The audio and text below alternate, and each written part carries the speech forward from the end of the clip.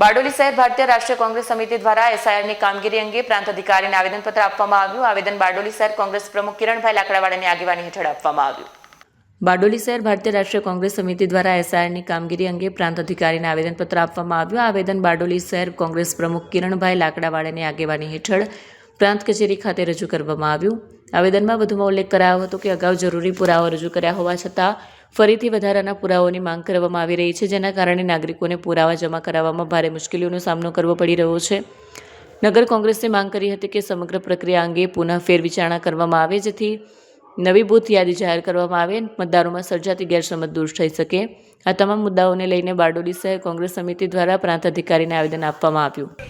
બારડોલી નગર કોંગ્રેસ પ્રમુખ કિરણ લાકડાવાલા આજે બારડોલી નગર કોંગ્રેસ સમિતિ દ્વારા પ્રાંત અધિકારીશ્રીને એસઆરઆઈની જે કામગીરી બરાબર યોગ્યતાપૂર્વક ચાલતી નથી તેના અનુસંધાનમાં અમે આવેદનપત્ર આપ્યું છે. હાલ જ્યારે પ્રાંત અધિકારી અને ચૂંટણી અધિકારી દ્વારા બારડોલી નગરના મતદારોને નોટિસો ઇસ્યુ કરવામાં આવે છે, એ નોટિસો ખૂબ જ ખોટી રીતે આપવામાં આવી છે. મતદારોના નામ 2002ની યાદીમાં હતા તેઓને પણ નોટિસ આપવામાં આવી છે, અને સાથે સાથે એમના દ્વારા જે કાચી યાદી બહાર પ્રસિદ્ધ કરવામાં આવી અને જેઓના નામ એમાં હતા તેમને પણ નોટિસ ઇસ્યુ કરવામાં આવી છે.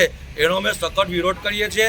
સાથે સાથે નગરપાલિકામાં આ જે નોટિસોનો જવાબ આપવા માટે આપણા મતદારો કાર્યકરો હાજર રહે છે, એમને યોગ્ય રીતે માર્ગદર્શન આપવામાં આવતું નથી, પૂરતો સમય આપવામાં આવતો નથી, અને વારંવાર એ લોકોને ડોક્યુમેન્ટ્સો માંગવામાં આવે છે. જે ડોક્યુમેન્ટ્સો અગાઉ પણ જમા કરવામાં આવ્યા હતા તેનો પણ અમે સખત વિરોધ કરીએ છીએ.